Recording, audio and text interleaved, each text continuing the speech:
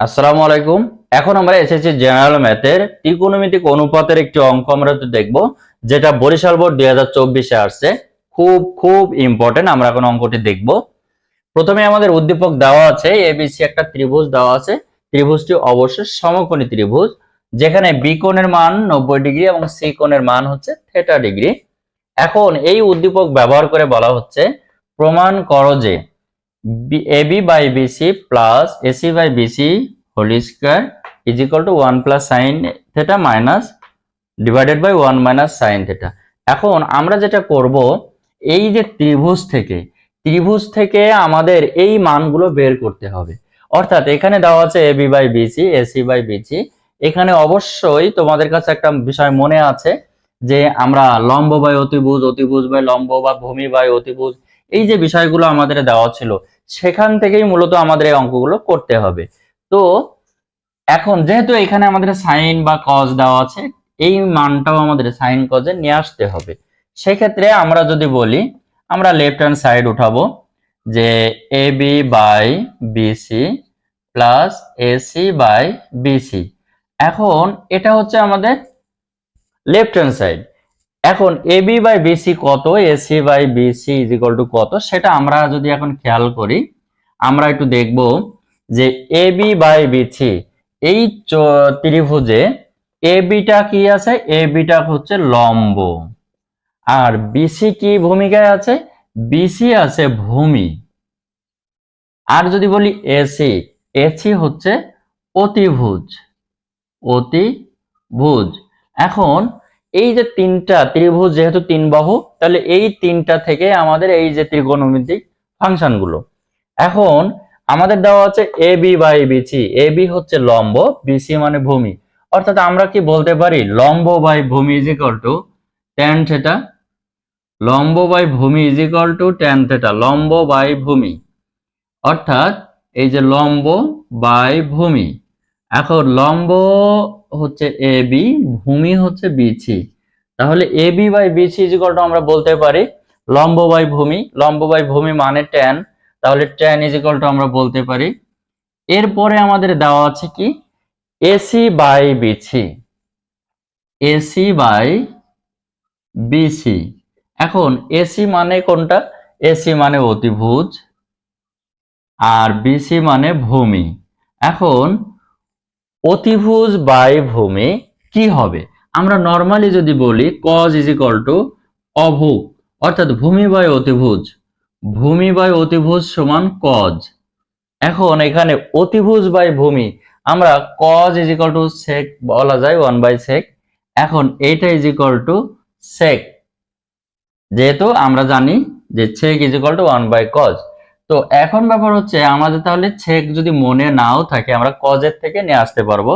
তাহলে সেক এবং কজ আমরা এখানে পেয়ে গেলাম, AC by BC is equal to, AC by BC is equal to sec theta, আর AB by BC is equal to tan theta.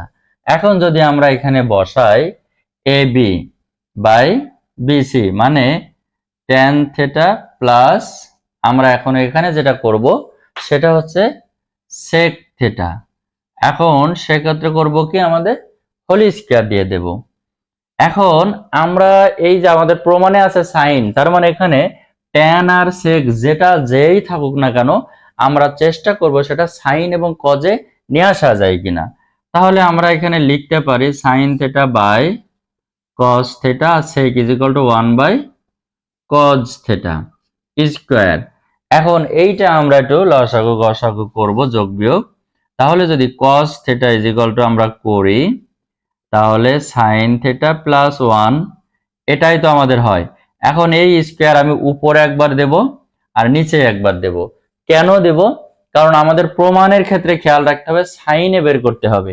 তাহলে কসটা আমরা রাখতে পারবো না, কসটা আমাদের সাইনে ট্রান্সলেট করতে হবে। এখন এইখানে যদি আমি 1 বাই সাইন থিটা আমি দেই 1 প্লাস সাইন থিটা, অর্থাৎ স্কয়ার আছে আমি দুইটা বানালাম।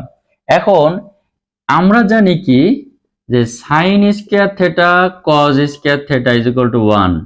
তাহলে কি এখন আমি বলতে পারি কিনা যে sine square theta minus 1, sorry cos square theta is equal to 1 minus sin square theta, এটা বলা যায় কিনা? যেহেতু আমার এখানে cos স্কয়ার আছে, আমি cos স্কয়ারটাই বের করব। তাহলে sin square plus cos square যদি 1 হয়, cos square is equal two বের করা যাবে কিনা 1 মাইনাস sin স্কয়ার থিটা। এখন এই আমি সেখানে লিখব 1 মাইনাস sin স্কয়ার। এখানে আরো একটা বিষয় যদি আমি বলি, 1 প্লাস sin আর 1 মাইনাস sin থিটাটা করা যায় কিনা?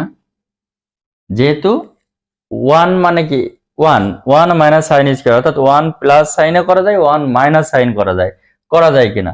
তাহলে আমি এখানে, যেহেতু আমি এখানে সাইড নোটে দিচ্ছি, আমি এটা একবারে আমি বসাই দিই 1 plus sin theta plus 1 minus sin theta. এখানে এই যে প্লাস প্লাস কেটে যায়, তাহলে শুধু থাকলো 1 plus sin theta divided by 1 minus sin theta. Clear? তাহলে এইখানে আমাদের লেফট হ্যান্ড সাইডটা বের হয়ে গেল এটা, আর left hand side is equal to আমাদের কত? Right hand side. এটাই হচ্ছে আমাদের প্রমাণ করতে বলেছে, তাহলে আমাদের প্রমাণ। তো যারা আমাদের ফেসবুক পেজ থেকে দেখছো তারা অবশ্যই পেজটি ফলো দিয়ে লাইক কমেন্ট শেয়ার করো, আর যারা আমাদের ইউটিউব চ্যানেল থেকে দেখছো ডেইলি হোমস স্কুলে, তারা অবশ্যই আমাদের চ্যানেলটি সাবস্ক্রাইব করে আমাদের পাশে থাকো। তাহলে এই ধরনের যে যাবতীয় অঙ্কগুলো খুব সহজেই তোমরা পেয়ে যাবে। আর হ্যাঁ, এটি যেহেতু খ নম্বরের প্রশ্ন, আমাদের ডেসক্রিপশন বক্সে অবশ্যই ক নম্বরের প্রশ্নটা দেওয়া থাকবে। এটা আমাদের আগের ভিডিওতে ছিল, সেটা এই ভিডিওরও নিচে বা ডেসক্রিপশন বক্সে আমাদের দেওয়া আছে, তোমরা চাইলে দেখে নিতে পারো।